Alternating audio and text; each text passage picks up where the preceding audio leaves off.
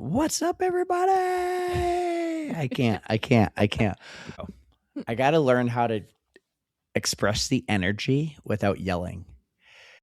This is like fun with other, running friends. So I'm like, I'm going to do it because I knew it would put me in a good mood. You are my BRF. What's happening, Eric? They're for your victory lap. Yeah. Oh, I just, how did that happen? how did you do that? And all of a sudden I go to zip it up and I'm like, why is the zipper in the front right now?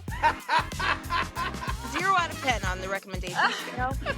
I am literally crying from laughter and from so much love. Oh my God. It's like I see off for your cornhole. And he just smashed Arnie like that and said, you stay out of this, Arnie. And I thought, But I don't run to stay sober. I get to run because I am. And there she was, a halo over her head. No, it's not very true. Okay. And he steps to the side and just gestures. Here's the tinkle pot. I don't need to tinkle. What's up, everybody, and welcome to episode 225 of the On the Runs podcast. And man, what an incredible week we had. What an incredible month of Boston weeks. The best yet. We got to record from Boston City Hall Plaza. We had some amazing guests, but would you believe it? I still feel like we missed out on a few fun things. I can't wait to talk about it all. Let's debrief right now with my amazing rock star of a co-host, 6-star Erica. What's up? What's up, buddy? I approve of your energetic indoor voice for your hotel. You wouldn't do the intro for me. I'm in a hotel. And you know how the walls are. I have been, if you're a new listener, we were recording once. I was in a hotel and then there was a knock on the door. It was late and Eric it was got in trouble. But I was in Sweden and it was like midnight because it was 6 o'clock where you were. And so right now it's 9:30 p.m. I think I'm okay. But if we continue this until 12:30. Oh, I cannot continue this until 12. There might be a knock on the door. But yeah, 6-star, what's up? Oh, man, not much. This has been one hell of a week just with life and trying to figure out emotions after the whole Boston experience. Yeah. And it's been a total whirlwind, but I know, I'm glad ups and to downs. be total ups and downs. But I am happy to be talking with you tonight.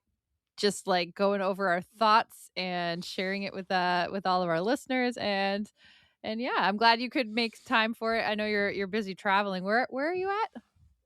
I am in Washington, D.C. I'm like a couple blocks down the street from the White House. Oh, dang! Yeah, I'm right there.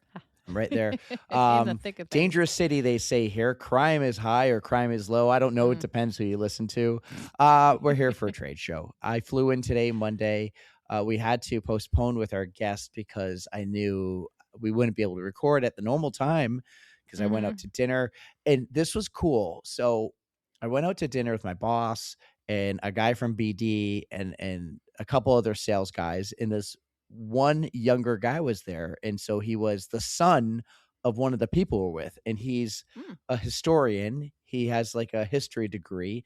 He has a podcast, a Marines podcast. Really? And they just did 250 episodes. He's never heard of Riverside. Things are about to get way cooler for them. I know, but we talked about podcasting well because he's here podcasting at this Marine trade show. However, the coolest part was he took us to a restaurant in Chinatown, like this hole in the wall Chinese restaurant, and he ordered for all of us. Did he have to order in Chinese? Like, is that how it works when you're That would have been so cool. I thought that's where you were leading me. I was like, that would have, well, it was just kind of like we sat down and I'm like, trying to figure it out. And he's like, you guys just want to do this and that, blah, blah, blah, blah, blah. And someone's like, yeah. And so the table is it's a round table, but on top of the round table, like 2/3 around is this other glass table that spins. Oh, like a lazy Susan. I think that's what they call them. Yeah. So he ordered all these plates for us and we just spun it around. And I'm like, I've always hated going to a Chinese restaurant because I don't know what to get. Everyone says a poo-poo platter. I'm like, what's that, poo-poo? Like, I don't know what that is. I get noodles. All the best appetizers. I know. I get noodles and rice, maybe an egg roll. I Mhm. don't know anything though. So I was just like, this is so cool. He ordered for all of us. He has a podcast that we talked quite a bit about. He does all his things in teams. And I'm like, oh my God. So he leaves while looking up Riverside. And he's like, I showed him some of our stuff. He goes, are you serious? Mm-hmm. Oh, I'm so glad we don't use Teams because that would like just ruin my work from home hopes and dreams.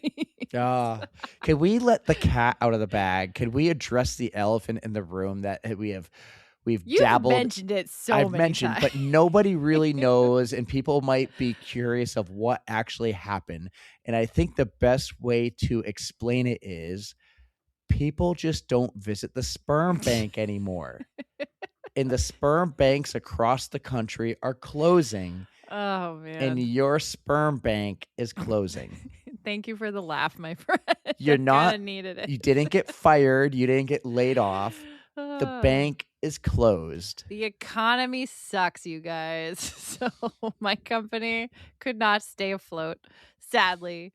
But oh man, what a you explained what a it ride. as you explained it as you lost a big client like a year ago, and I translated that as in, oh, guys are no longer coming to the sperm bank. You can think of it however you'd like, but basically that's the case. So today when people are listening man. on Tuesday, it's your last day. Yes, I think it is. Yeah. Yeah, we have to be out of our building by the 30th, but we're pretty much done. So we're calling it early, and that's it. That's all she wrote. Well, I have a beef with you and about your job, but Beef. we'll get to that when it comes to the beef, because that's somewhere along our timeline. I was thinking we could do a quick, like, I say quick, we can't do anything quick unless you're going to the sperm bank.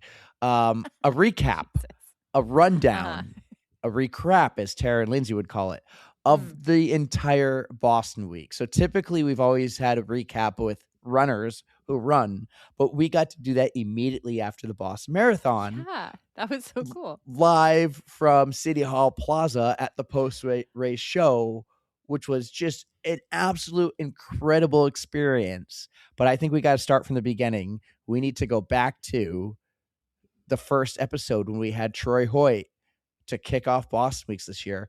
And that was cool, especially for us, because it was the Hoyt family, Team Hoyt. Like what a total cool legends. Yeah. And if you remember when Rick and Dick passed away, right around the start of our podcast, we talked about them. And I think part of us was like, man, if we started this podcast like 4 years earlier, who knows? We could have had them on. I know. Right? But hey, we are 225 episodes in at this point. Like, we are going places. It's just a staggering number. Yeah, but we felt like at the time that we missed out, like they're gone. But we got Troy, and we got to hear his version of the story. And his dad's still around. Maybe one day he comes on and tells us his version. Like, that was so cool talking about Team Hoyt. And then we saw him at mile 19.2. I was so excited about that. He came from across the street to give us all high fives, gave us a wave, and just kept on going. And he looked so strong out there. Yeah. And he has that beard. He's trying to catch up to Beard. He's on his way. Runner. He's on his way. His way. So I just thought that was such a great kickoff for Boston Weeks. And then a couple days later, we had Jordan Whitaker, Jordan Marie, whatever you want to call her, Team Ioneer, the story about her daughter, your Penguins connection. And then the best part is, let's talk about it now. She came by mile 19.2. And then she also came to the post-race podcast. She did not sound good. By the way, I don't sound good right now. Oh, no. I hope you're not getting what Jordan had a case of. No. Well, Jordan, if you got me sick, I swear to God. I think you're in the clear. I've lost my voice around Boston. And then we had a loud weekend. We did. We had a loud weekend. We had a lot of fun this weekend. There's a lot of cheering, a lot of, like, I'm talking healthy kids race, Tommy Tyler comeback type thing. My voice has not recovered. So I'm not sick. I've just lost my voice. That's again. fair. Can I just tell you one thing? I think it's acceptable for your children to put like a backpack with a leash on it. You have Oh two my of them going God. in opposite directions. I think in their case, it's okay to do that. Yeah. It honestly, but that just reminds me of my grandmother. Like she would walk us around the circle with a leash. I mean, you're being a responsible parent and keeping Oh an my eye God. on both of your kids. I could use it sometimes. Tommy's not my concern. Typically, it's Tyler. Oh, is he like a bolt risk? Like he's just gonna take off? Yeah, like squirrel. Oh, well, I mean, I get that too. I do that myself. So Okay. I've lost my voice, but Jordan was not feeling well, and she sent you a text like a couple days later. What'd she say? I think she said she's like, oh, do you guys remember how I told you that I was sick for like 2 weeks before I started this race? Wasn't it bronchitis or something crazy? I'm like, you just ran the Boston Marathon in a pretty good time, by the way, and like with your kid saying like, Mom, why aren't you running faster? Well, that was what you would expect from a kid. Are you winning? Did you win? Yeah, but I just kind of laughed. I'm like, oh, well, I mean, you're out here doing it, girl. And especially with bronchitis, like she had to go on antibiotics. She went to urgent care, and I think she said the doctor was like, you did what yesterday? Because she went on Tuesday. Yeah. So Jordan was incredible. If you remember, who do we have on after Jordan? Help me out here. All right, give me a I don't remember. That wasn't Chris and Elena. Trenny was after. It was Meb. Duh. We had Meb. Shit. I'm not even going to edit our stupidity there. We You had catching Meb me at 9:40 at night. I know. It's late. Meb. All right. Let's talk about how we got Meb. This was so cool because this episode's going to have a little bit of these stories about how we met Chris and Elena, how we got to do the live show, how we had Meb. So this is the beauty of what we've built here. We've made connections. We've made friendships. So I reached out to Bex Gentry to get Rob Simulcare. We had Rob on the podcast in the fall. Because of that, we got to communicate with Rob's executive assistant. She helped me get Meb because I reached out to her. She got me in touch with Meb's team. We got Meb. Episode of the year, episode of the podcast. It goes on the Mount Rushmore. The compliments we got, the messages from other people. This episode, by the way, did not blow up like a Bex Gentry or an Ashley Paulson episode blows up. And that's completely fine. But the response, the feedback was incredible. And Meb was absolutely incredible. I was hoping that this weekend we would have bumped into him somewhere along the Boston course, either at FanFest or something, because we still owe him a beer. Yeah. Well, that's part of the disappointment. Like we didn't get to do a whole lot, and I'll get to that. But Meb we almost got the chance to interview him at 3:00 on Sunday. They asked us if we would be available. Of course, we'll be available to have Meb and interview him in front of a crowd. They had us as their backup. They ended up choosing somebody else. And then because it was cold and rainy on Sunday, terrible weather. The event never even happened. So, that's their luck. They didn't need us. The event didn't happen. There's always next year. Meb was, oh my God. Like Erica, just go back into your memory bank. Like, what was that like? Well, I definitely did my dumbass fangirl thing again where I'm like, and I couldn't think of actual words to say to him. But then it got a little bit better. And just hearing him recount his Boston experiences was absolutely incredible. I could listen to him all day. He almost cried.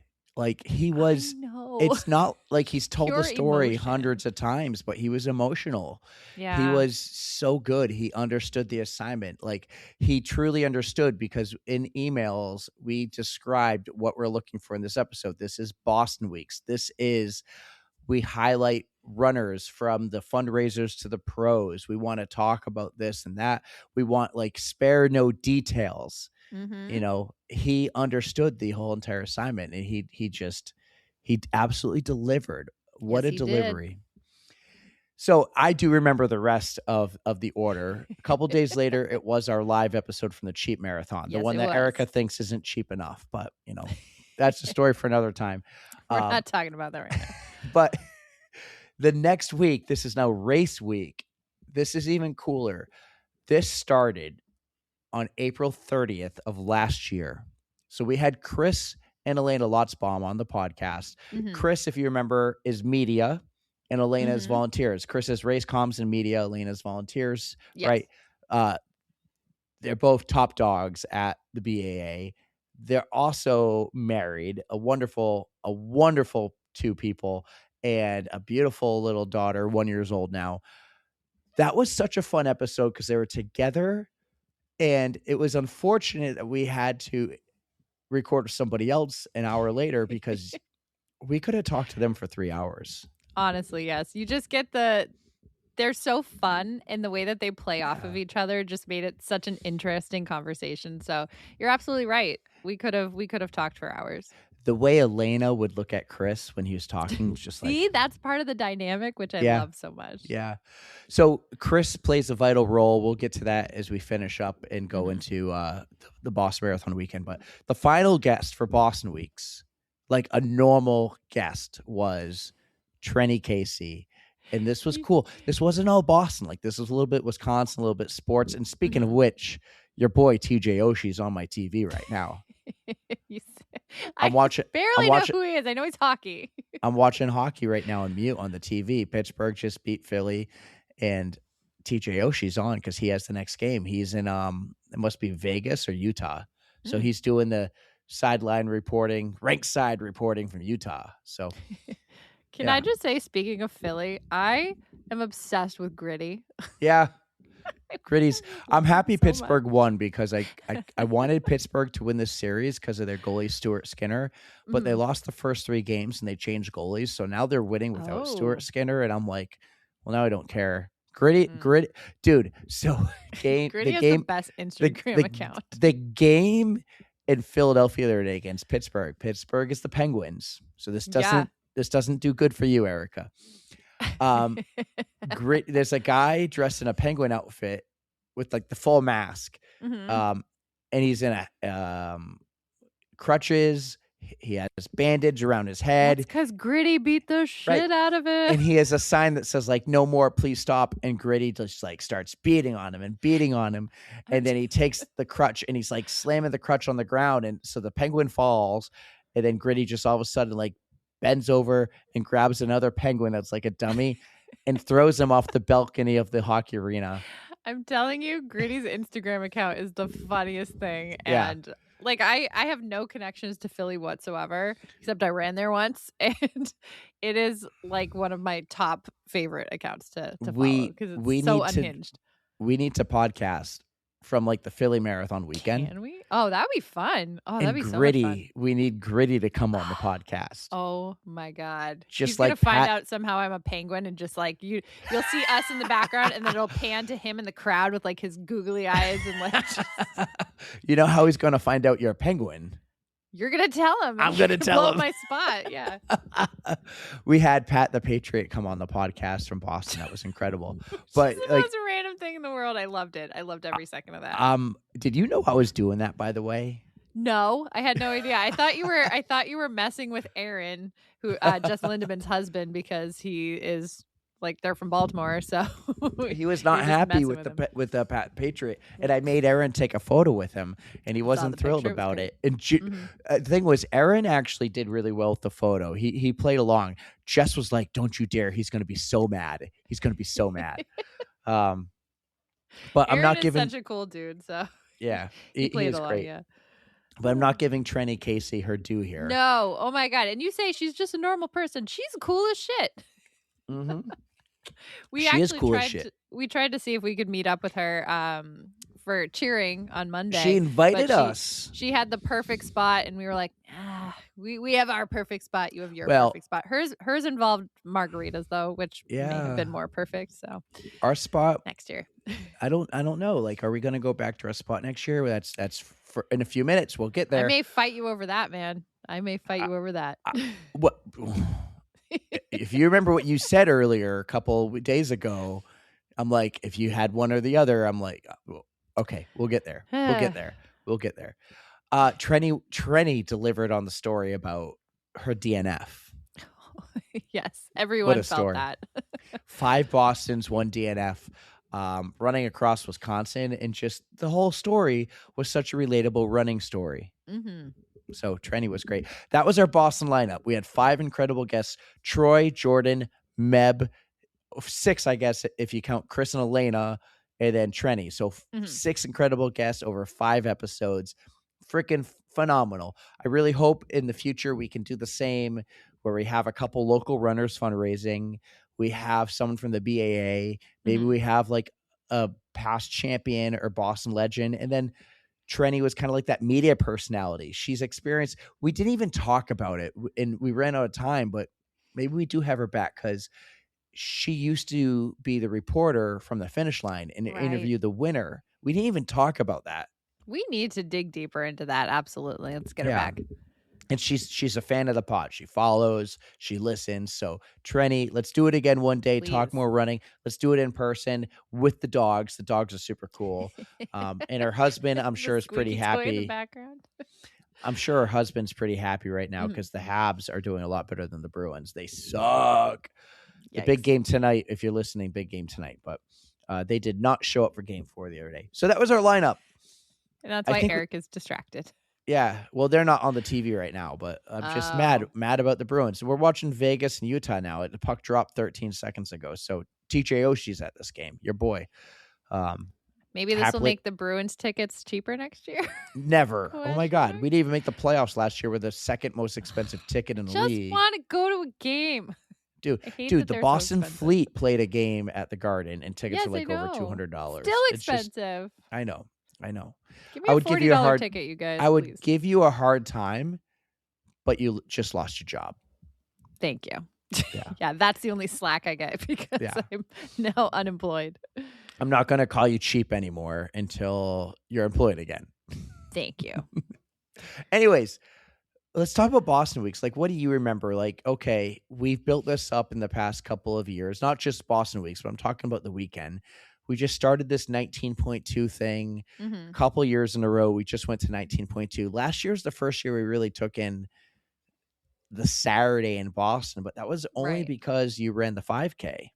Well, yes, I ran the 5K, but I also wanted to go to Marathon Sports because they had an event that I wanted to attend. So not only like I was a Salt Stick ambassador, I am this year too, but they were holding like an interview kind of style thing with Alexi Pappas and Laura Green. And I was like, hey, Laura is pod fam, so I'm going to go check out this like little panel that they're going to have. And so I dragged you guys along with me.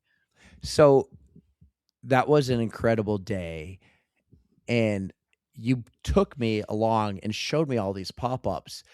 And the best part for me was that I loved it. It was just so...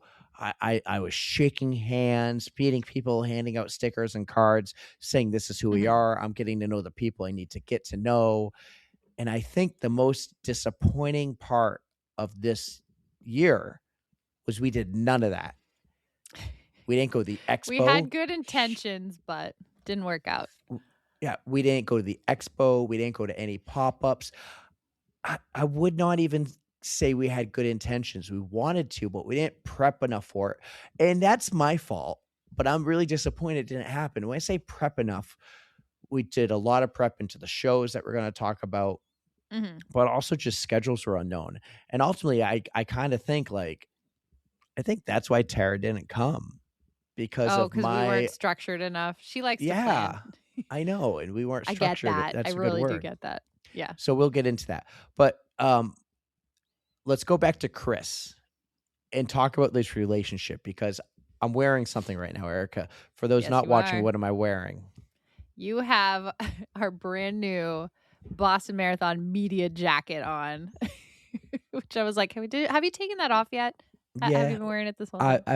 I'm very, I haven't worn it at all since. It's been hanging in the closet. And then when I was grabbing clothes, I'm like, I'm going to throw it in my bag and wear it on this podcast. So that thing is sick. When am I allowed to wear this? Can I wear this anywhere? Can I wear it only around major marathons? Can I wear it going out to dinner? That is the question. I mean, there are some people who wear their Boston jackets all the time. I am one of the people who will break mine out for one of the majors or Boston Marathon weekend just to be like, I fit in. I belong here, you guys. Yeah. But that's a media jacket. There are no rules with a media jacket. I mean, and I got some looks from people walking by. They're looking at me in the jacket. They're like, who are you? Should I know who you are? Are you media? Yeah. So Chris is, runs the media team at the BAA. So let's go back to. We have to go way back to get into how this happened. So, what's one thing you've been dying to do for years?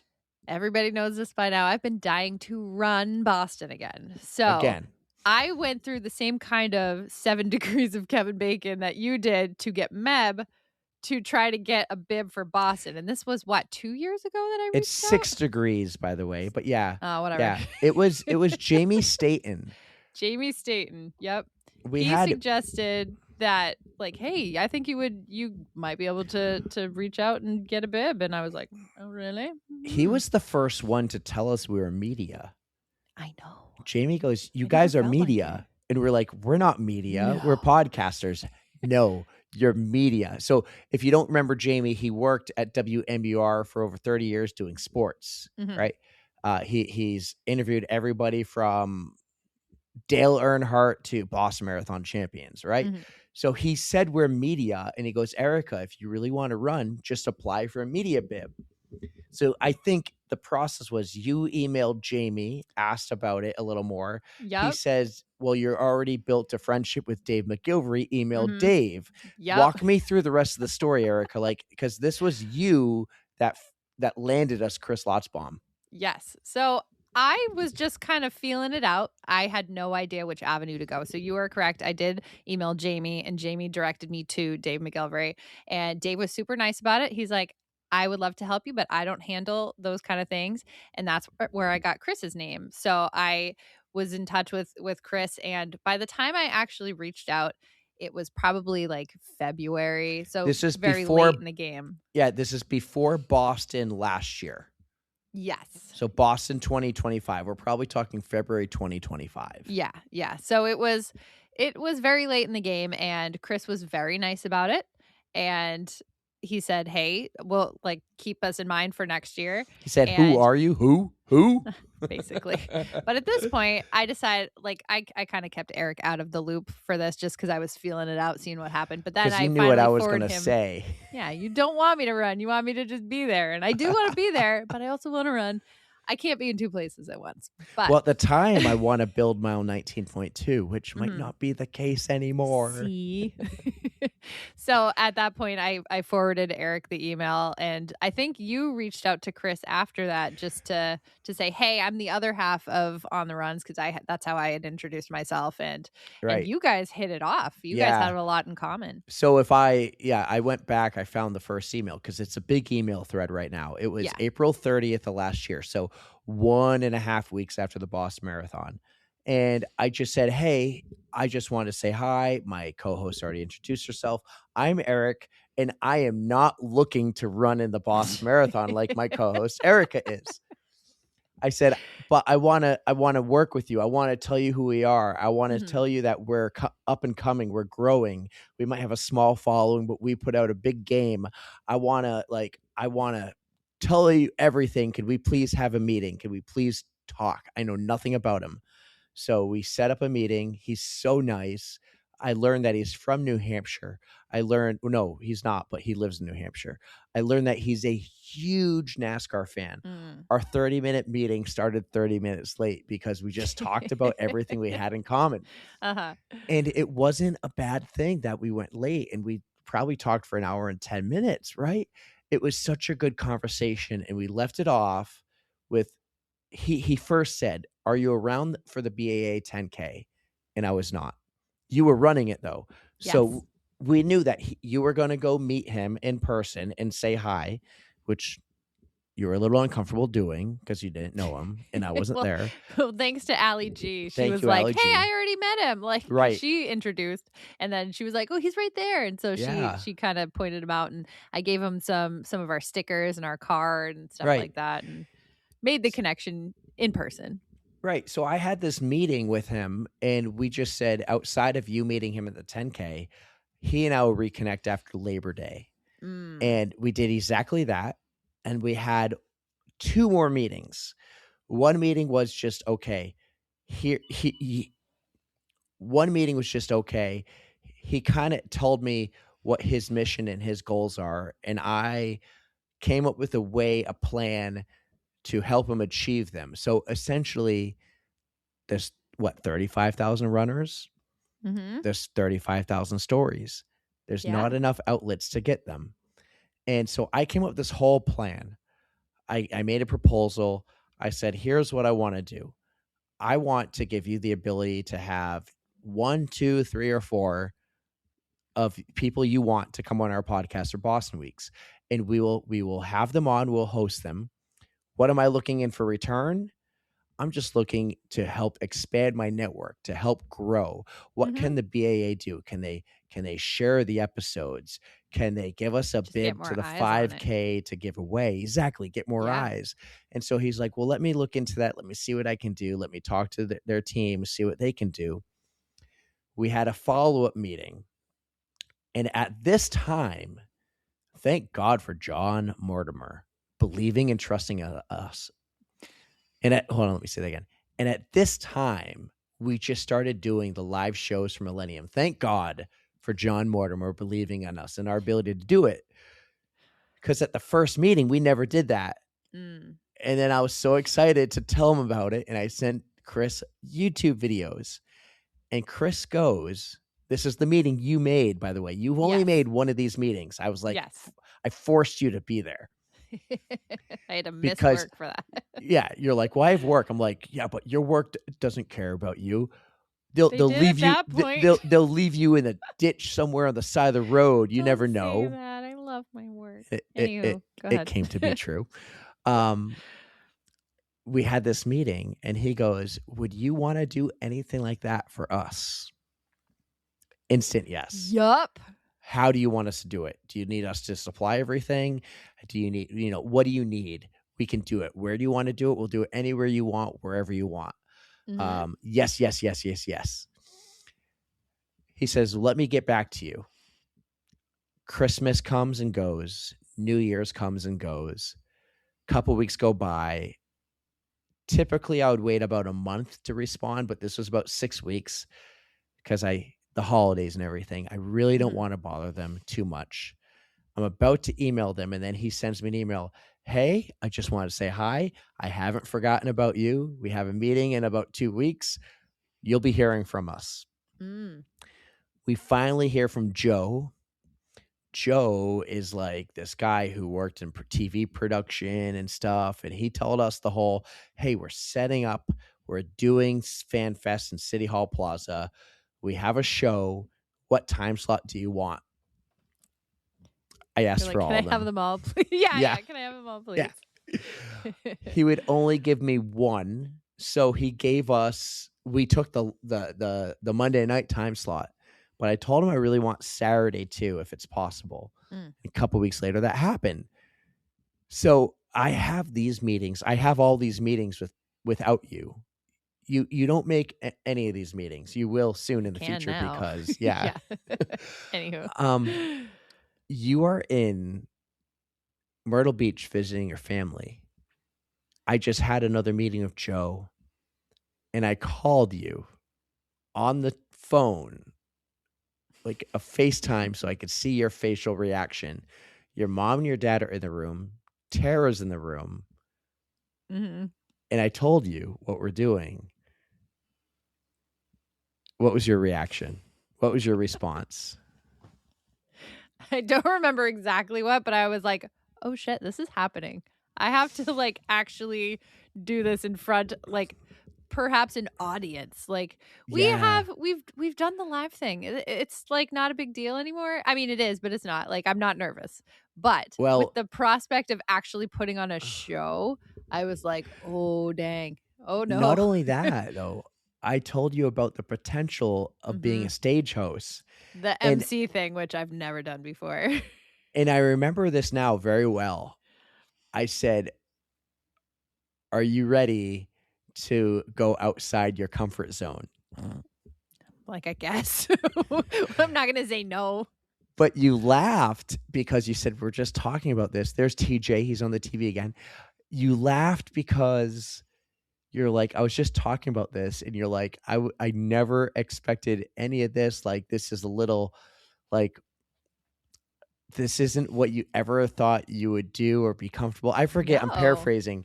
But you were kind of like, I don't know if I'm cut out for this. And then I call and say, are you ready to get more outside your comfort zone? And I'm like, shit. Basically, I told you when, like, growing up, I was never good at public speaking. I hated ever. it too. I hated and then it. I just try to slow myself down a little bit. I mean, unless it's like Meb or I don't know, somebody who's super famous who I There's love. nothing That's a wrong different with story. fangirling, though. There's nothing wrong with that. Like, Yeah, I but then the love that brain you get doesn't work, and I'm like, words. So That is true. That is true. Yeah, I gotcha. Mhm. So all that led up to the Boston Marathon. So now we do all the planning. We have the Boston Weeks episodes with Troy and Jordan and Meb, Chris, they go Elena. smashingly. Mm-hmm. Right, Trenny. So all this happens, and then Chris sends us an email around the time we scheduled for him and Elena to come on the podcast. Mm-hmm. And he says, I really think you should apply for a media credential. Again, there's the term media that Jamie Staten said where we are. Yeah. We are media. And we're like, we are. We did not apply for that media credential until the day after we interviewed with Chris, because Chris goes again, did you guys do it? And we're like, no. He goes, I really think you should. Yeah, he definitely was encouraging us like hard after we spoke to him on the podcast. And we literally had, I think the deadline was the next day. And I was like, Eric, we need to do this. But the deadline was midnight of the night we were recording with him. And he just says, do it tomorrow. Mm-hmm. I know the guy who approves it. Yeah. So we're like, thank God. Okay. We got a little bit of wiggle room here. But we spent so much time trying to figure out how to fill out those forms, and lo and behold, it took no time to get them approved. And it wasn't like they were difficult forms, but it was like, what do we call ourselves? We've never done like, are we internet? Are we radio? Podcast wasn't a thing that we could actually select. We're like, I don't know. And then it asks for like, what areas do you want media access to? Mm-hmm. And there were all these other rules or there's a lot of reading. There is a lot of rules. Yeah. A lot of reading. And we just said general access. And then he gave us access to the hotel, and he gave us access to the photo bridge. Yes. All these we did not use, and that was disappointing. And when we got to finally meet Chris at the very end of the whole thing, Monday night, yeah, I almost felt like Chris was like really excited to be like, did you go to the photo bridge? Did you do this? Did you do that? And Come on, guys, I set you up. We're like, we did nothing. But I mean, we did a lot of cool things. Mm-hmm. And because opportunities were there, we just didn't get to walk around and explore. So Chris gets us the media credential. Now we have our schedule. We know we're on Saturday at 6 and Monday at 6. Mm-hmm. Here's how my brain works. I need to get somewhere early. I need to see the layout. I was not stressed. I was not nervous. I was fully confident in our ability to put on a fantastic show, but I had a little anxiety over, where is this? How do I tell everyone else to get there to be there on time? What is the setup? What do I need to bring, if anything at all, like a camera, a tripod? Where will I be able to put it? So I went there on Friday. I went to Boston. I went to the hotel. Well, actually, first, I tried a couple times, including Thursday night, as I know you no longer have a job soon, to get you to play hooky or to call in or to just say, hey, boss, guess what? You don't need me in a couple weeks. I don't need you on Friday. I'm going to Boston to get my media cred. And you wouldn't do it. I had so much stuff to do. If I don't even want to get into it right now, but the amount of like stuff I've had to do while like not having actual work to do has been like astronomical. So But I could not take a day. But 1 week later, I call you on a Friday to talk about whatever. And I go, "Are you on your way to work?" And what did you say? I don't even remember. You said, "No, I just got out of bed. I don't care anymore." Oh, you call me at 8:30. I usually roll in around 9. I'm like, I feel like it I was like still 10 went to work. o'clock. No, it was like 8:30. All right. But I was like, "What? You don't care anymore?" 1 week later, when I really want you in Boston. So let me play by play my Friday. Sure. I drive to Sullivan Station. Darren, DJ Darren Roy was supposed to come with me. He didn't come. Oh, I don't even know if I knew that. It worked out for the best because I didn't have to like. You could do your own thing. Exactly. I could do my own thing. I go to the hotel. This hotel, the Fairmont in Copley. Beautiful. You wouldn't know it from the outside. I don't understand sometimes like walking by, I wouldn't know that's like a really fancy hotel. You walk in, wow, I don't belong in here. I belong at the courtyard. We're courtyard people, not Fairmont people. The ceilings. I saw Dave McGilvery talking to someone. It didn't bother him. I walk up to someone. I say, "Where do I find the area for media credentials?" And this one woman's like, "I'm walking there right now. I'll take you down." She works for the BAA, but she doesn't live in the area. Like maybe it was Florida or something, and she flies up for the race. So she walks me to this room, and she's talking to me about, this is where you're going to go here. And she just leads me in. I walk over to this table. There's a bunch of interns. And I say, "Hi, I'm Eric. I'm here to get my media credential." They get me a media credential. And then they say to me, "What's your jacket size?" I'm like, Excuse me? Get a jacket. Mm-hmm. I'm an XL because I want it before they realize that maybe they're giving it to the wrong person and want to take it. Oh, man. And then I grabbed your credential and your jacket, which I did not want to do. I was really hoping they would tell me no, that you have to get it yourself, because that would have forced you to do it. Oh, of course I would have done it. Absolutely. But I want, like, the fact I got it, you're like, well, that's one less thing I have to do.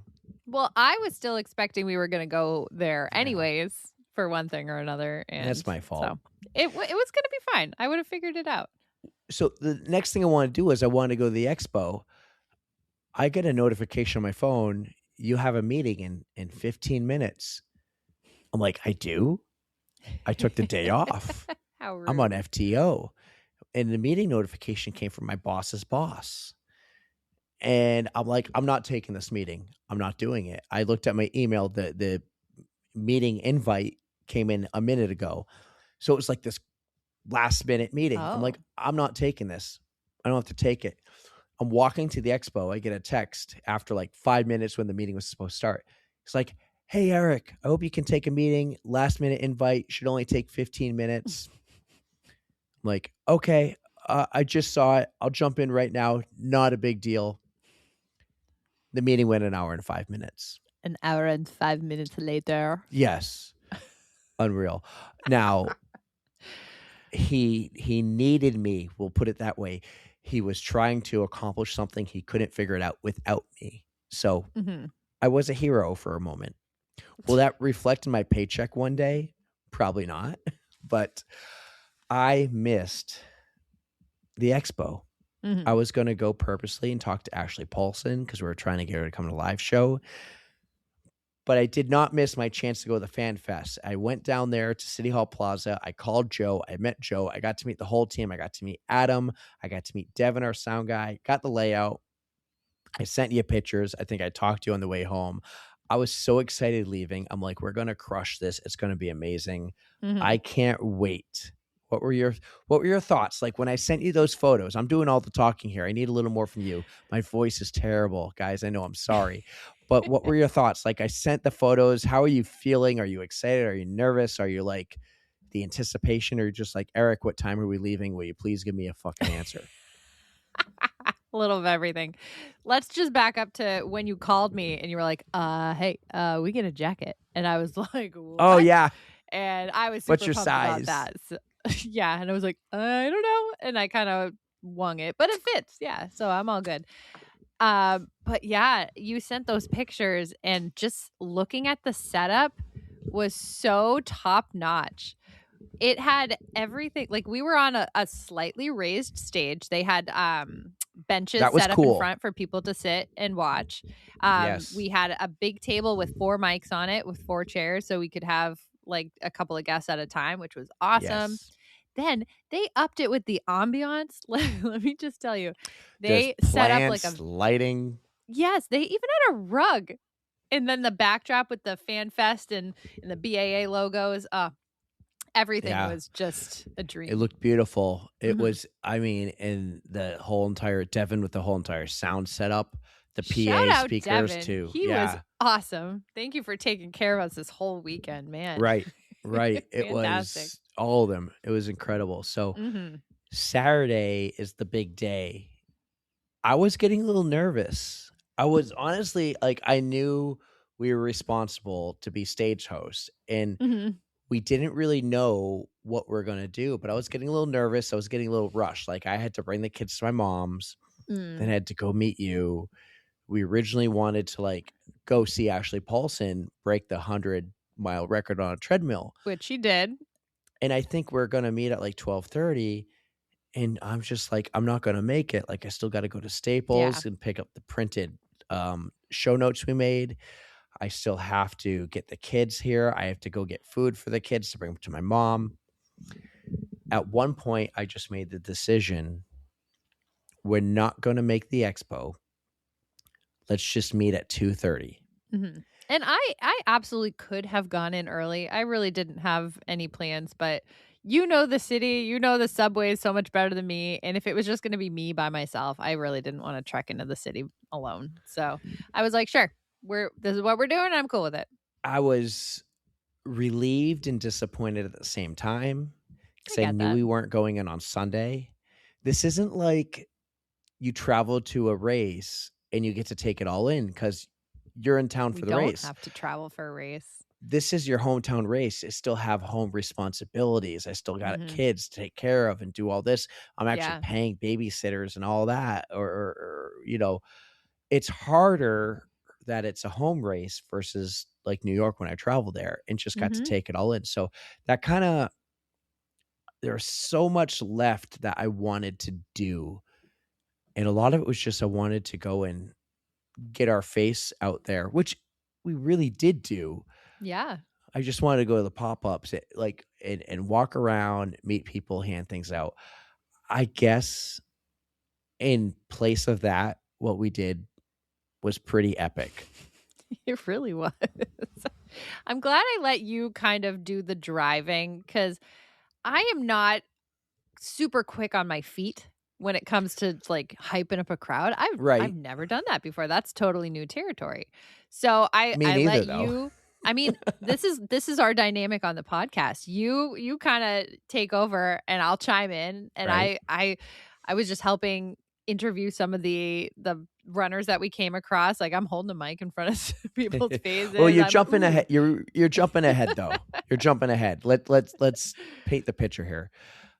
Well, we get into Boston for 2:30, 3 o'clock, and we didn't have to rush, and it just made it feel so good that we weren't rushing anymore. And it gave us some time to do recon too, like figure out where things were and what was going on and all the tents at FanFest. So they wanted us there at 4, and the band was going to be off stage around 4:15 or 4:30 or something like that. Whatever it was, there was an hour and a half time gap between bands, and they needed a stage host. They needed someone with a microphone to walk around. So when we showed up at 4, or maybe it was 3 o'clock when we showed up, like an hour before they wanted us there, we got like a script of what they want us to do, not like a written script. Shout out to Scott, though, who did give me one that he printed for himself. It had our names on it. It did actually. It had like one thing for us to say, but they wanted us to talk and tell people where to go. Go to the cafe, go to the beer, go to the food court, go to the Bank of America tent, go to the Shocks tent, whatever, the Adidas pop-up. So you and I walked around and we took notes on our phone, like go to Bank of America and play ring toss. Mm-hmm. Go to the Shocks tent and try on headphones. Go to the Adidas tent to get everything you could get at the expo without having to go to the expo. Yep. We did our research, our recon, just like that. And then they hand us 2 wireless microphones. And we're kind of like, holy cow, we're doing this. Yeah. Well, that was mostly me. I mean, you played cool, man. I believe it. We did it just like a podcast, though. I just had to say loud with energy, what's up, everybody? How you doing? My name is Eric. I'm from the On the Runs podcast, and I'm here with my I didn't say kick ass, but I'm here with my I did on the actual episode. You didn't today, by the way. You've left out the kick ass part, and I noticed. Well, I'm sorry, but I don't want to get kicked out of the hotel. Fair enough. We just started talking. And we left it at like maybe 40 seconds and we introduced ourselves. This is who we are. We have t-shirts to give away. Some are autographed. Do you want one? Here's what you got to do. You got to come talk to us. Mm-hmm. And we said, we'll be back to talk soon. And when we stopped talking, some guy with the soundboard like turned up the music. Mm-hmm. We had our first guest. Do you remember who our first guest was? The first guest? That wasn't Jess, was it? Nope. I don't remember who the first guest was. Was she from Dick's Sporting Goods? Was she? Nope. No, she was like the second guest. That was Liz. She was fantastic. Yeah. I don't remember who the first one was. If I had my soundboard, I'd play some Pitbull right now. Fireball. Oh, it was Steve. Duh. So we kind of had Steve. He was around all weekend. Thank you, Steve. He was a plant, I guess you could say, just so we could kind of start things off, get people to come engage with us. And we were just like, hey, what are you doing? Are you running this weekend? No. Right. No, what are you doing? And like just kept asking him questions like that. And you used a good word though, plant. Like, yeah, I said, hey, we're going to interview you to like figure it out. And also to like kind of have other people know what we want to do. So we kind of did like a little mini one-on-ones with people from the crowd, just like we would on the podcast. Hey, what's your name? Where are you from? Where are you coming from? What are you doing? We probably talked to 8 or 9 people. Steve was one of them. Jess, we talked to Jess. She was incredible. She got the times shirt over the weekend. right. We would pull Liz from the Dick's Sporting Goods. So instead of us saying go to Dick's Sporting Goods or go to Adidas, we went over there and got someone from their tent to interview. Yeah. And I even think you met somebody. Maybe he liked you, maybe he didn't. I don't know. We'll let the people judge, but you're Adidas guy. You're Adidas guy, you know. I feel like the Adidas rep definitely took pity on me. I don't know if he liked me, but so it was very cold on Saturday and I was not really prepared. I had like a long sleeve shirt, the media jacket, which is very thin. It's just like a light windbreaker. And then I had just a regular pair of leggings, not insulated or anything. I was frozen solid just standing outside. So I had run over to the Adidas tent before we had them on. And I was just looking, I was going to buy a sweatshirt. I was going to say, screw it. And they didn't have my size in the women's sweatshirt. So I came back. Then we talked to the rep and then I was like, I should go check the men's sweatshirts. So I go run over. I follow, I'm spacing on his name right now, but I follow him like into the tent. I find a men's sweatshirt in my size and then I go to check out and he goes, oh, hang on. And he runs over and he gave me his employee discount to get a sweatshirt so I wouldn't freeze to death. This is right after I bought this hat for full price. I got this hat for full price. And he hooked you up. So we got these people to come on and chat. And I really think we crushed it for never doing this and being pretty nervous. Yeah. I think we not only just like did it well, I think we crushed it. We flowed. We were a good yin and yang. we came up with a system, like you held the mic in front, which Mhm. if I could go back, I didn't like how Probably you should have just given them the mic. But then right. half the time they wouldn't even hold it up to their mouths anyways. Yeah. But I just felt weird kind of standing there. I felt like Ricky Bobby. What am I supposed to do with my hands while you're holding the mic in front of the guests? Maybe I felt too far away at times. I would try to look at the crowd when I was talking, but it was so much fun. We were doing this from like crowd level, by the way. We weren't on the stage, but we did have to go on the stage. And this is what maybe you were the most excited for. But we got to introduce the band. And watching the video, I keep replaying it in my mind. I'm like, why didn't we walk out to the middle of the stage? Like, we kind of walked and hid in the corner of the stage. I feel like we didn't want to get in the way of the band, and we wanted to make the quick exit. So we were primed for that. Not only that, so I go one more time. What's up, everybody? You ready to have a good time? We got an amazing band for you today. Couple more things before we do. You know, don't forget to get food at the cafe and at this place. Right. Get a beer. Go over to this place. Thank you to Dick's Sporting Goods. Thank you to whoever. And Erica, who's everyone going to get to rock out to today?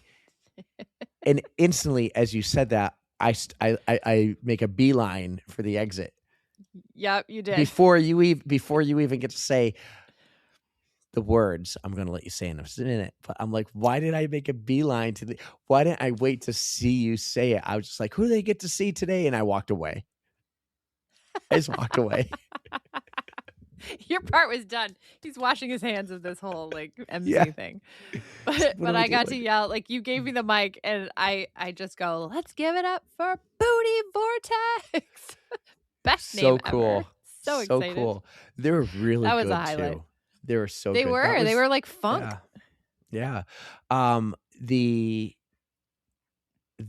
made it in their reel, by the way, which is that's super cool. what I was going to say. I reposted it. Right. Like they had forever. They had a couple of content people, camera people walk around, and they were so good. And we made it in their reel. It was so cool. We made it on the news. We made it on WMUR on Saturday. We met Kelly and forgot about and that. Adon. Mm-hmm. They were so cool. Kelly wanted us to go on the news, and we were going to go on the news, but we were just a little too busy. And then by the time we were done with our stage hosting, we went straight to the podcast stage to set up and get ready. And we had 90 minutes to fill. We did not have to fill all 90 minutes. But if you remember, like this was pretty well planned out. We made 4 pages of notes. 2 of those were like fun facts and trivia. In case we had to fill. Right. And the other notes were of people who we thought might come. So this was stressful. We knew Beard was going to come with a friend from the Bulldogs. Yes. And we knew Dan Foley was going to come. And that was it. Allie G was a hopeful. There were other hopefuls. Justin DeFlamary was a hopeful. Amber was a hopeful. Ashley Paulson was a hopeful. All these people said we're going to try to make it. But no guarantees. And that was tough because it's like it has to be between these times. It's not like on the podcast. Are you available on Monday? No. How about Tuesday? I was very nervous that we would have a big time gap in between. So we prepped all these notes. Oh, yeah. But what happened so beautifully was we had Beard and Conan on. And oh my God, Conan's story, by the way. I know. We actually could have talked to him for a lot longer. So it kind of worked out that we got to hear all about him. Like it was not his origin story. You know what I mean? Like he had his own episode, basically. Like it was just getting to know him and learning about how. We're going to bring him back for him and Megan to have a couples one. But like getting to know how the Bulldogs helped him. And it was an incredible story. But that day was his daughter's 18th birthday, who he hasn't seen since she was 3. Mm-hmm. Like that was heartbreaking. Mm-hmm. And he shared that with us. And you're such a good listener. And you know what to say sometimes in those moments. And because I'm not good at it. I'm not good at saying, thank you so much for sharing that. I can't do it like you. You have a deeper sense of like sympathy or a connection, emotional empathy. Yeah. I don't know what kind of word I'm trying to use. So we've talked about this before, how you're always thinking a step ahead. I can't do that. I'm trying to focus on what they say so I can ask questions like right away. Right. But you're already thinking like, where can I go from here? Where do Right. we need to go from here? So you're really good at that part. I'm good at this. I like to think I'm good at this part. You're so good at it, because when he said it, I was like, oh shit, where do I go from here? That was say? not an easy thing for him to share whatsoever. And it's deep. And you nailed it. Mm. You nailed it. And then Jess came on. So Jess is one of the guests we had on as a stage host. Mhm. She walked over to watch, and we're like, Jess, you're here. You need to come on the pod and talk. Remember, she's from Chile. Uh-huh. And then we just had other people come on. And Saturday was a success, even though it was very cold and it was getting dark. And I could tell the only people there listening was a few of our friends, Jess, Aaron, Steve, Mr. 305, Mhm. the other Jess from Chile. And her family from Utah. Mm-hmm. And I see Joe, who's like the production lead on all this, Mm-hmm. standing there smiling, enjoying the show. Like, I'm like, he likes it. He probably wants to get out of here, but it looks like he's enjoying the show. And I just was like, this is awesome. Mm-hmm. We have 6 people here, and they're all really enjoying the show. And hundreds of more will get to listen to it later. And we're putting on an experience and showing others what we can do in a live setting. We're recording it. We're getting video content so they can watch it on YouTube. They've gotten a lot of watches for like what we typically get. And what a high. I left on such a high note. We went to the bar to celebrate with Jess and Steve and Aaron. What a night Saturday was. And that's not even the best night of the whole week. It was such a success. And let me just drop this. So when we talked to Jess, her name is Jess Colby. I was able on stage to give her some My Race tats because Dawn sent us like a package to give them out during the marathon. So I tried to give them out to all of the guests that we had. And then I'm going to give a little spoiler. When we saw her at mile 19.2 on Monday, she was decked out. And I was so happy to see her. She had the beautiful freckles, the sparkle freckles on her face. She had like the Run Boston tattoo on her arm. I was like, you are the most fun. Yeah. I'm so glad we met. And that was like a highlight of my weekend. And one of the best compliments we got was from her husband at the very end of the whole entire week, was just saying, you made this so special for her. Mm-hmm. That was such a nice makes me compliment. want to cry, because that's all I want to do. Like, this is so special for us. And if we can make it special for somebody else too, like that is the goal. That is the ultimate goal. So that's Saturday. What a day. What an experience. Yep. Long day. I was so exhausted after that. That wasn't even the longest day. I know, but it was just so successful. Like, we really, if that was it, if there was no more live shows, I would have been like, this is incredible. But I knew we had the opportunity to do it again. And I couldn't wait for the post-race one, because we knew there was going to be people. We knew there was going to be a crowd. We knew we had people coming, finishers. And I knew like we would have help getting others to come. But yes. Hold on. One thought. Yeah. Okay. So we had Dan Foley on. And Dan and Ali G. Yes. He had announced that he's hoping to get the rest of the majors done, and he's hoping for London 2027. This is good. Oh my God. If this works, I will like flip out. So, all right. The backstory. Yeah. He's talking about he wants London 2027 to be his 6th star. It would be his 50th marathon, and he just wants to keep raising money for Team Skinny Pig, because of course you do. And we were like, okay, Abbott, staring at you in the I looked right at the camera. Abbott. I looked right at it. And you clipped it. Like I said, I'm like, we're going to clip this. And you did. And then Abbott's like, we were summoned. Please send us an email. Yes. If this works and Dan gets that bib, I will just like this is how you use the internet for good. I mean, if this works and Dan gets a bib for it, incredible. But if it works even more and they say, hey, you didn't just say Dan, you said Dan on the runs, Team Skinny Pig, Ali G. Like, Let's go to London. Let's fucking go. Yes, but I mostly want Dan to get it because that would be incredible. And how could you say no for like that would be such a special race. So thank you, Abbott? Question mark? Please? We've been talking. Have you? Let's talk about Monday. Sunday, nothing happened. Yes.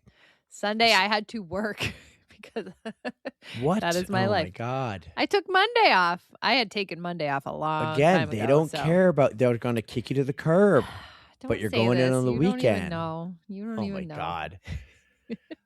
So why don't you talk about Monday and our chair section? Because I've been talking a lot and I'm tired.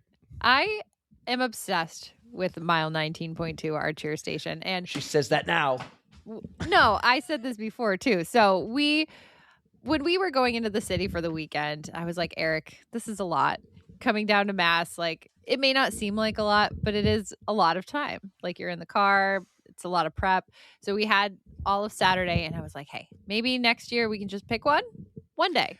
No, you said Saturday. Yes, I wanted to do Saturday because I want to be at mile 19.2. I just thought the logistics would be a little tricky to get from Newton to the Fan Fest again, or mile 27. So you text me and you said, next year, let's not do the Monday show. Let's just do the Saturday show. Yes, that was my initial thought, okay? What was my response? No. He literally flat out just said no. But no. So not a chance. That's setting. Never. We always do the post-race show. But now, I know this is a spoiler again. We had a great time and everything went well. And I understand why we would want to keep doing it. But I do have a deep love for cheering on the runners. That is a highlight of my day. So I would like, if we're going to keep doing it, we have to do both. We have to do. Well, if we're going to keep doing it, you have to be there. And you keep trying not to be there. I want to run. God damn it. So talk about mile 19.2. Talk about our day. Yes. So we met up at, I think it was like 8:45 in the morning at our usual spot at the Nashville Mall. We had Jay Duncan show up, Ian Marsh showed up, Lindsay showed up, and then me and you. And we were like, all right, we got to figure out how best to do this because you were going to drive us all, like whoever was coming to the mile 27, you were going to drive us. And mile 27 was the post-race party. That's what they called and then it, mile 27. There we go. And then there were some people who didn't want to come to the after festivities. So we took a few cars. I drove down with Jay, and we all just met at Newton as per usual. But we had a great crowd this year. I mean, I think there were a few less people, but we still Last year was the most epic. Last year we had it the most. So good. Well, we had the best weather, and also Patrick. We also had Tara Pterodactyl last year. Yes, we did. Who, again, we're just going to blame us for not being organized or structured. She didn't come to anything. Not one thing.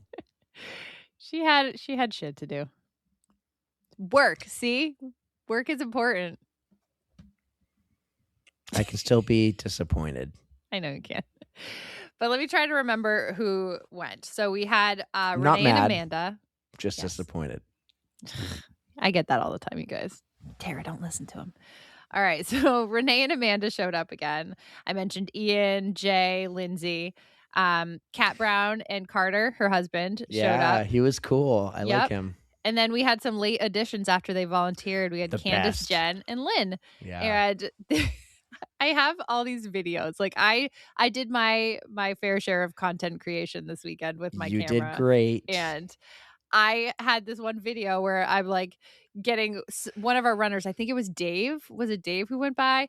But then I flipped the camera around, and then because somebody tapped me, and you capture it, we're all like, "Oh my god, it's like Candace and Jen and Lynn!" And so we were all freaking out, giving hugs, and they just they had pom poms and just were having a blast. So they rounded out this year's awesome crew of people. It was great. I realized I was starting to lose my voice, so I shut up for a while. I have been building up mile 19.2 for a long time, and I am not saying it's over. But I'm not guaranteeing you guys it's going to happen next year. We were invited to go to a few places. They were pretty cool. We did not go. We said we're committed to 19.2. We also have media credentials, and I really want to take advantage of these and get to go to cool spots that not everyone gets to go to. But guys, I'm not doing this for me. I'm doing this for you. I want to take you with me, take you in the stories, build the content, like just show you what it's like. I want to experience it and still cheer, just maybe from a photo tower, maybe from stories above the finish line in a sweet condo in Boylston. Honestly, if we could swing that, I can cheer from up there. We can swing that. We were given an invitation. Have you ever heard of Jordan's Furniture? I can't think of his first name. Elliot. It wasn't Elliot who invited us, but it was to Elliot's place. Oh man. And I want to take advantage of these media credentials. I want to see things not just on Monday, but throughout the whole weekend. We've been doing this for 3-4 years now. We've never gone to the expo. Why have we never gone to the expo? Why have we never taken advantage of this? I know some people say the expo is not as good as what it used to be. It's about meeting people. That's what it's about for us. If you run in the Boston Marathon, there will be no 19.2. I'll try to volunteer, and then I'll try to take in the finish line, do some other things, take people with me. Hopefully, Pterodactyl. Hey, if she comes, but totally allow it if I run. I don't care what you do, but I hope some people would still want to cheer at mile 19.2. I want to have that as a legacy. Well, see, this is hard because I feel like I was the only one pushing for this a couple years ago and building it. And you're just like, now we've completely flip-flopped. Because I have so much fun. It really is so much fun just screaming your head off, which probably was not the best idea knowing I had to podcast later because I did lose my voice a little bit. Yeah. Plus, it's such a busy day. Like you want to make sure that you see all of your friends and you forget to eat. Like I forget to drink. Yeah. I'm not taking care of myself. Like I'm handing out waters and Cokes to our friends, and I'm like, oh, I haven't had a sip of water all morning. Yeah. I enjoyed this year because it was a little less than last year. Less people to entertain, less people to talk to. We could just kind of focus on cheering. Oh, I forgot Rachel. Rachel came, by the way. Rachel. Too. Sorry, Rachel. But I don't like the fact that I felt like maybe I just was feeling rushed in my mind. You kept pushing, like, can we leave a little later? Can we leave a little later? I really want to say so-and-so. I had the list going on my phone, and I was like, we have 3 left, man. Can we make it? But it's not about the 3. It could be 10. It could be 12. It was about the time. Yeah. And I don't want to feel I would love to go there, cheer for a little bit, and then go cheer somewhere else. I don't know. Maybe I'll change my opinion on this, but I left mile 19.2 feeling like I'm okay if we don't go back for a couple of years and then bring it back to life. We'll see.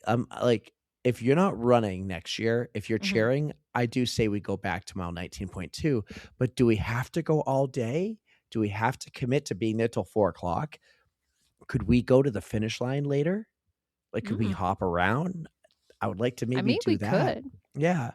So couple cool people we ran into and got to see. And I will talk about one first where I froze, and then you can talk about the one Candace got. Yes.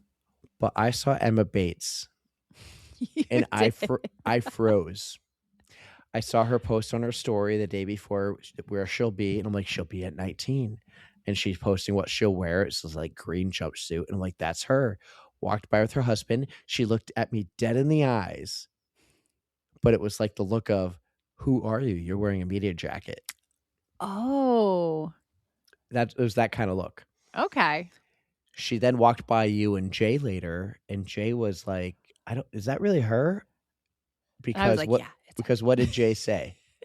She goes, is she really that pretty? And I go, yeah, she's really that pretty. She was gorgeous. She really is. Guys, she is gorgeous. She is a lot shorter than I thought she was. Like she's all legs, and I thought she was taller. That short. I was taller than her. I had her by a good probably 3, 4, 5 inches. But you're ginormous.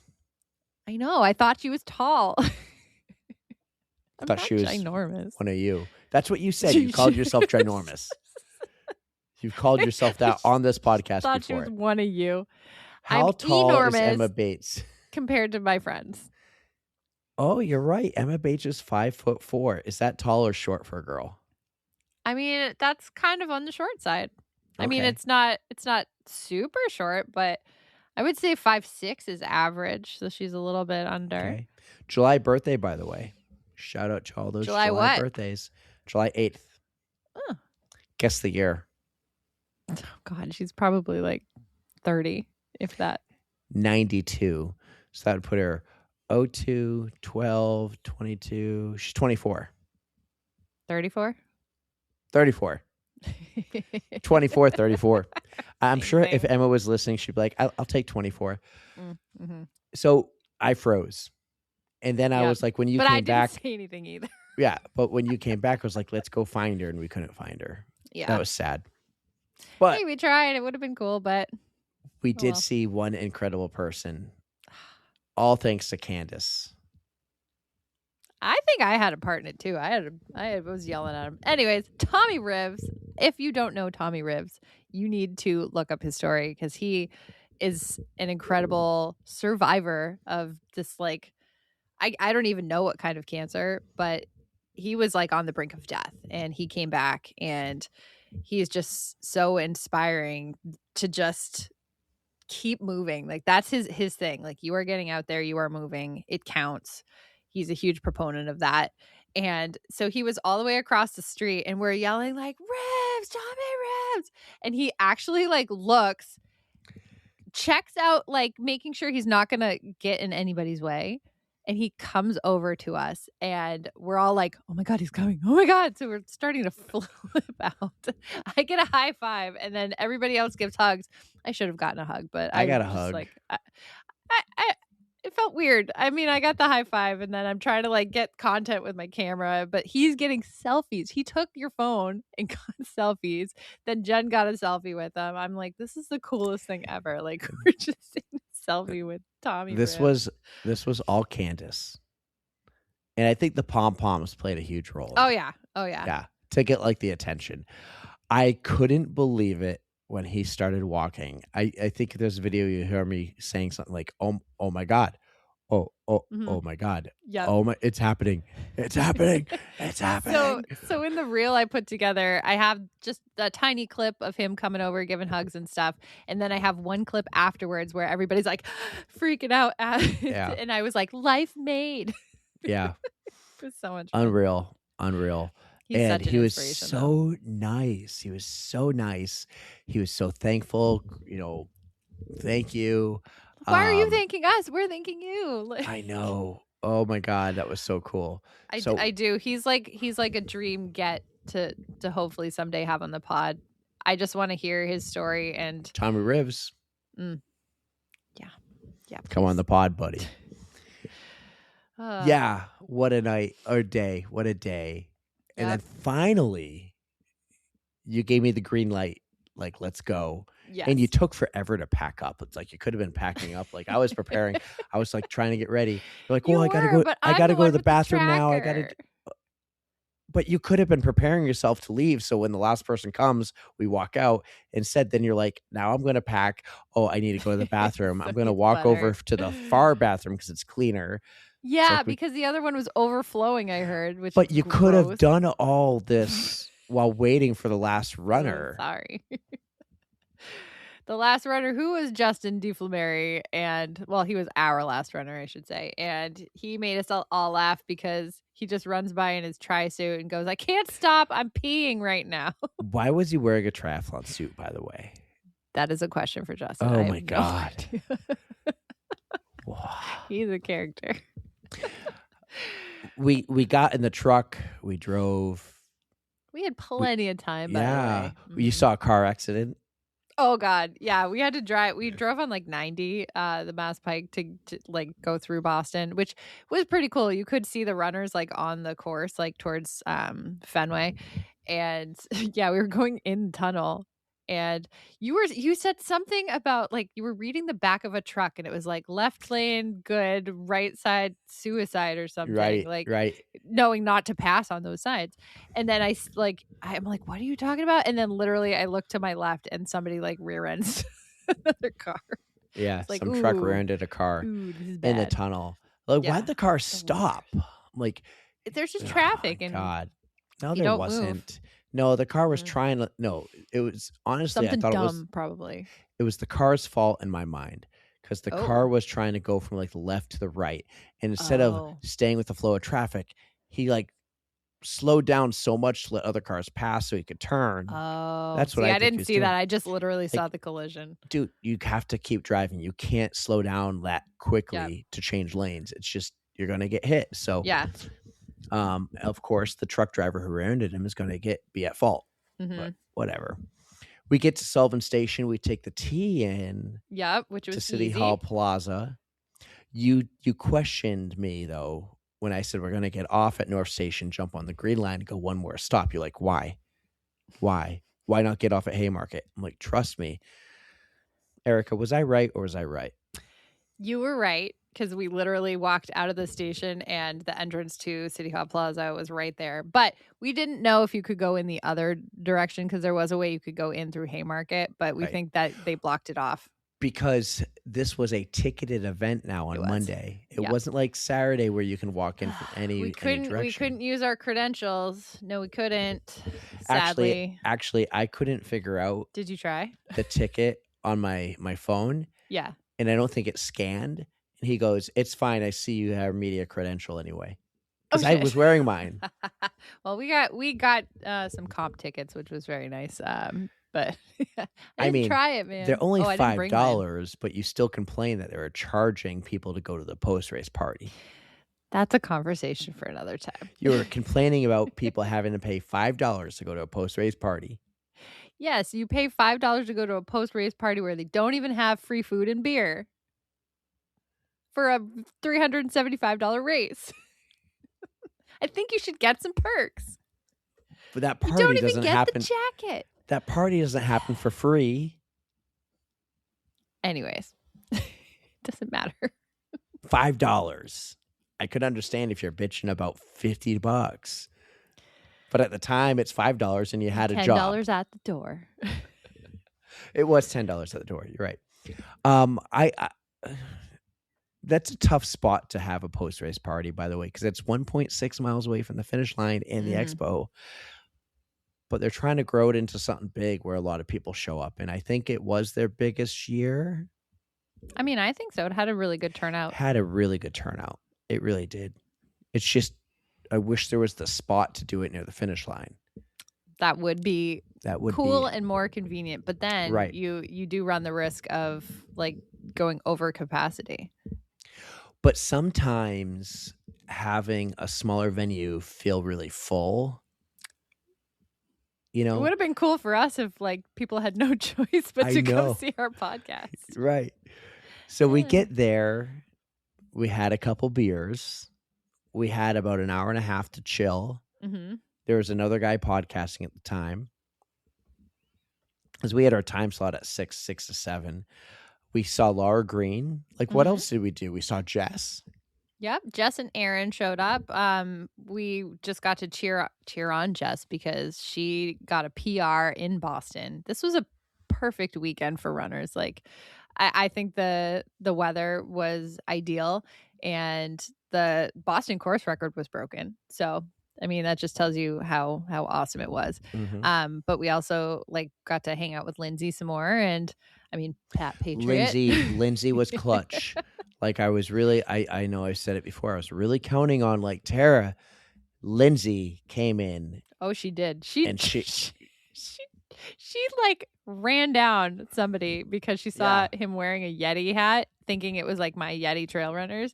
It said Yeti Trail on it, but it was like a different hat. But he turned out to be an awesome person, and he actually came back and talked on the pod with us.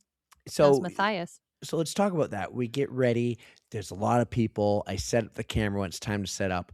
We're on at 6, but I'm like, let's start early because I wanted more than like an hour of a show. Yeah. Because right now we're an hour and 26 minutes into this recap. I keep pointing at my watch. I'm like, dude, it's almost 11 o'clock. But you're not helping either. And I still have to edit this after. But we started a little early. It was fantastic. This one, I think it had a mix of like 50-50. People we've heard before on the podcast and new people. Now, if you're like, why do you keep bringing on Maurice? Why do you keep bringing on Jared? Or like, because we had Beard on Saturday. Why? Because we're familiar with them. We have amazing friends. Their story, I think, is going to resonate with any new listener. It's also really helps us prep and prepare. We have people we know, and it makes us do a better job. Again, we are showing off to the BAA and to other people what we can do and what we're capable of, so we can do more of these in the future. And that's why sometimes, yes, we had Matthias and Alan who are amazing, and Jess, who is amazing for first timers, but we brought people who we knew could deliver, like Maurice, who absolutely delivered with that one clip I posted. Yes. Cool. We're tired. We are so tired. But this is a terrible recap. I'm sorry, guys, but well, it's thorough. But yeah, the people we got to meet, so among them was Oliver, who is from Louisiana, and he was like an 18-year-old kid. Like, he's going off to college and he just goes and runs like a super fast Boston Marathon. And then we had Dylan and Anna, so Dylan got engaged right after he finished the marathon. We need to find them. What? We need to find them. Oh my God, I can't believe we didn't do a better job like getting Instagrams or whatever. But that's incredible. And then who else did we have? Yeah, Matthias. Oh, Matthias and his wife bought us beers and gave it to us on stage. I was like, no way. We said it half jokingly, like, oh yeah, maybe we'll like go get us a beer. I forget what I even said, but they did. And I was like, oh my God, I can't believe you actually did. Thank you so much. Like, you guys are awesome. So I got a DM from somebody. Oh yeah? They wanted to know if you were drunk. I was not drunk. I had one beer before you had 2 beers. Are you sure? Yes, I'm absolutely sure. Why? What did I do? You were very excited and loud. Well, hello. It was probably me trying to overcompensate for having no voice. Had to project. It was awesome. I was not drunk. I didn't even drink all my beer like while it was sitting in front of me. We had just an incredible time. Some incredible people, guys, like Devin. We forgot about Devin and Devin Chris. Chris getting her 6-star. Who knows Kayla and that was so cool. All the connections. Like, that was so cool.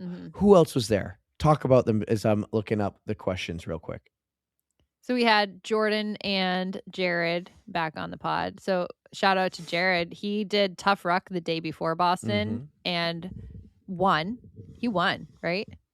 Overall, I think he won the whole thing. I think so. He won. Yeah.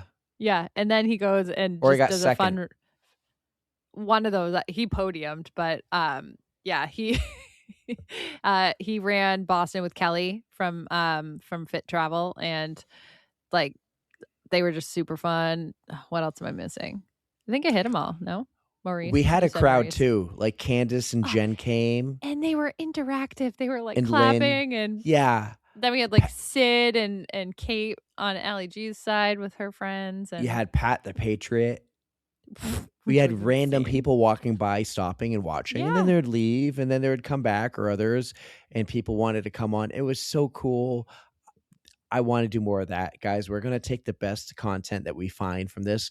We're going to send it to New York Roadrunners. We're going to send it to Chicago and others and say, we want to do this. I am going to send it to Chicago because, and I'm going to say, my co-host is already there. If you're doing anything like this, I will fly out there in the morning. We'll do the show and I'll fly back that night. We'll make it happen. Getting our foot in the door. Okay, I got a That'd be couple super cool. questions. I got a couple Q&A questions. Sure. All right. Oh, I forgot you did that. I know, and we're an hour and a half into this. Yeah, Brandon's going to kill me. Well, you know.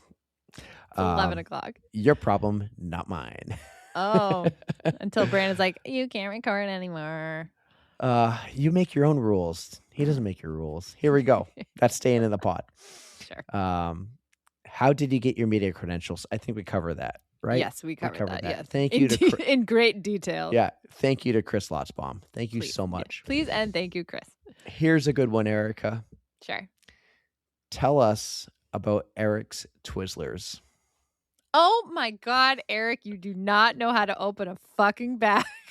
The one thing Eric wanted, I asked him, I'm like, can I get you anything? I was going grocery shopping for the water and the Cokes, and that was pretty much it. Lindsay took care of the like fruit snacks and whatever for the runners. And he goes, I would like Twizzlers. So I went to the store checking it out. They did not have the regular bag. So I was like, all right, he deserves a big bag of Twizzlers. If you are familiar with the big bag of Twizzlers, which I'm not. But you, okay. Anyways, it has a nice little like pull tab and a zipper to reclose it. Well, Eric does not give a shit about that zipper. I was not aware. That is not true because you did it to my Twizzlers the last time and I yelled at you. I did not know what I was being yelled at because I was distracted by two boys. Clearly not paying twins attention. running around. Are you going to remember this now? Do we need to clip this and I'll send it to you every time? I'm now very curious about this because even though I remember you yelling at me at Ghost Train about the Twizzlers, I don't remember why. That's what it was. Ghost Train, where I was like, you ate my freaking Twizzler. I thought it was just because I ate Twizzlers. No, I didn't know it was because of the way I opened the bag. You just ripped the whole side open. And I was like, it has a nice reclosable zipper. Yeah, which thinking about it, well, you opened them up this way again, and then you threw them in my backpack, and there's free floating Twizzlers all over the place. How'd they taste, Eric? There's probably dirt in there. So good. They're so good. So there we are, ladies and gentlemen. Now that I know this is there on the bag, that's like genius. It literally says that. Next time you look, it's literally on read the front. Bag. I just open the bag like you open a bag of chips and you just start eating. Like that was a good one. And you like it. Oh my God. Was that Lindsay? No. Really? Oh, highlight of the weekend. Ooh. Best story you heard. Best outfit seen. Well, outfit hands down goes to Yuki.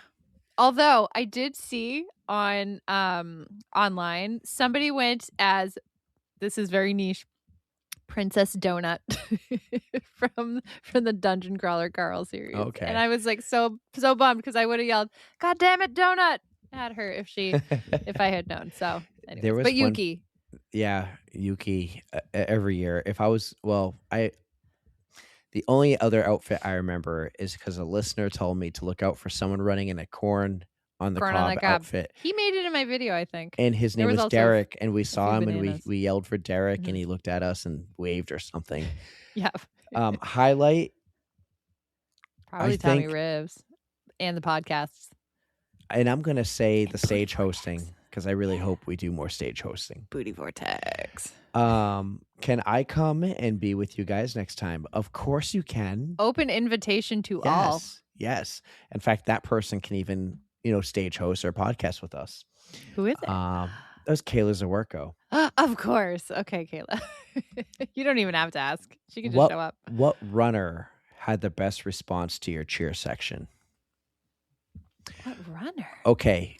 What about Pod Fam? I'm going to shout out Dave. Dave Beliveau? Yeah, because he didn't stop last year because he didn't really know. And this year he got to do it and he stopped. He took photos. He did like the wind up. He's like, here we come. Yes. That was awesome. I'm going to say Dave outside of Tommy, which Tommy lives. I love when we start cheering for Patrick Karen. We do the Patrick Karen because we never know. He's always super fast. He runs by, but we always notice him and he goes, woo, like arms up. Yeah, that's become a staple, just us all cheering Patrick that. Karen. And what will continue to happen if this other guy keeps running, it will be Have you seen my friend Zdeno? Has anyone seen my friend Zdeno? That was amazing. Yes. Has anybody seen Zdeno? My friend. Did you miss me? Was this Tara? Yes. Yes. Patrick? And also Patrick, we missed you too. It was Tara. Yes. Slightly disappointed still. We did miss you, Tara. Further questions as I swiped it away. What would you want to do? What would you want to do the same and different than next year? I really want to be more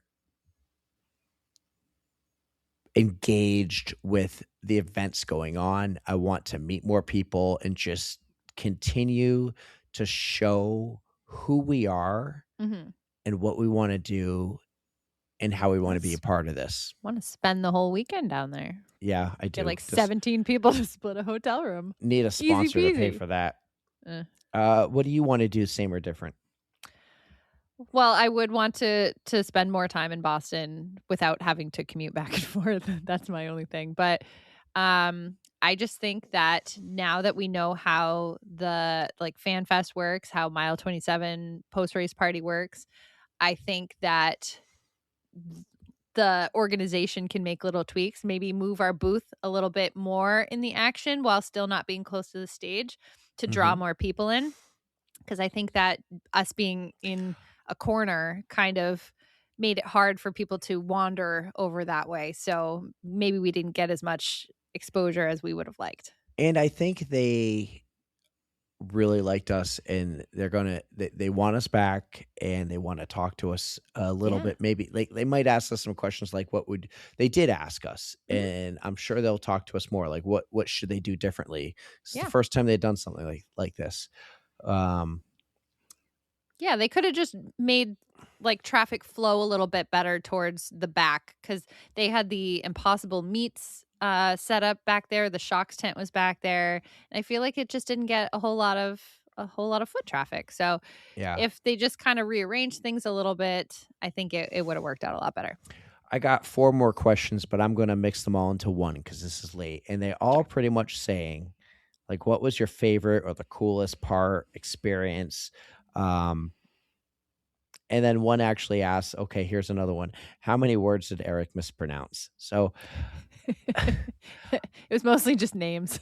it was Matthias. Matthias. And I called him Matthias. And then I got their state wrong. I said they're from Indiana, and they're like, no, we're from Illinois. I just love correcting you because that's the one thing I remember in the moment. But like since you said it, I was like, I don't know anymore. So I do try to pay attention. Just the whole weekend. You did really well. The whole weekend was a dream. You know, okay, here's what I'll leave. Laura, and I'm spacing on her last name, but Laura made a post the other day saying, I'm listening to an episode from 2 years ago, and it's so cool to hear my friends talk about something they want to do. And they actually did it last weekend. Oh man, we've been manifesting this for 2 years. And and let me tell you something. You can manifest things. They only happen when you do the fucking work. That's you, dude. Yep. This is your baby. You take care of your baby. And that's just, I saw that quote somewhere, and other people are so like, yeah, well, let's manifest. Let's do this. And you still got to do the work. And I love the work. I love this. I really hope we're going to be doing a lot more of this, guys. I hope you enjoyed it, because I don't care if you didn't. We're going to keep doing it. You're stuck with us now. Bigger and better. On my plane ride at the airport, waiting on delay, I listened to a little bit of Wheel Run 4. I loved your reaction, guys, to the show. They were so excited for us. Yay. So what a cool weekend. Let's do more. Sorry for this extremely long recap. Sorry to Erica for keeping you up past 11. However, I will be up later. Sometimes Sometimes you forget that. Yep, he's got some editing to do. Honestly, you could just drop it as is. It's got I'm mistakes, but I'm gonna listen to that's it how in we like roll. I'm gonna listen to it in like 1.5 speed. Here you go. Yeah. So, but hopefully next year, when we get to do this again, we hope to see you guys there. Come shout out, come hang out with us, come cheer, come do all the things. We want to see you. Some quick housekeeping. Friday, May 1st, we're doing a live show at Ted's running store in Keene, New Hampshire. Mhm. Sorry we haven't been promoting that as much or talking about it, but man, Boston Weeks has been insane. I know they weren't the official sponsor, but thank you to Dawn for my race tats. Thank you so much. We appreciate for all your support. It was a lot of fun handing out my race tats. And then next week will be Jason Giroux in the Arizona Monster 300. And it's already recorded, it's already edited, and it's being uploaded. You will not get the normal tros. We pre-recorded this. I think not that we're tired, but it's just it's just a way for us to, give us 1 week here. I am physically and emotionally exhausted, so I could use a week. Yeah. So you won't hear back from us like updates for 2 weeks. And it sucks because like the London Marathon just broke world records like all over the place, and I do want to talk about it, but maybe you should record with like Tara or somebody. Oh, that's on deck. We're just gonna shoot the shit and have fun. Okay. Yeah. Game on. So you're gonna hear from Erica eventually while I'm on my business trip. Yeah. Awesome. Well, this was fun. I'm tired. Yep. But let's just close it out. Everybody else wants to go to bed too. Yeah. I'm tired, but I'm just full I'm so happy. Yes. Yeah. And I'm going to be posting a lot more reels from all those live shows, guys. I'm sorry, but I'm not sorry. I want people to see it, to see what we can do. Thank you so much to everyone who supported us. Again, this is really 50 degrees of Kevin Bacon. So many people, from Jamie Staten in that story, getting us to Chris Lotzbaum, John Mortimer. And I sent John Mortimer a text message saying this never would have happened if you didn't believe in us and we just went with it when you said let's do it, and 2 weeks later we did it. 1 year ago we never did a live show, and now we've done 1, 2, 3, 4, I can't 5, count 6, them all. 7, 8 or 9, 6, 7. Oh, yeah, this is great. So on that note, let's wrap this up, buddy. You ready? Take us home, Erica. Thank you guys so much for sticking with us. And I mean, if you're listening to this late, thank you for staying up. You guys know we love you. Don't fear the code brown. And don't forget to stretch.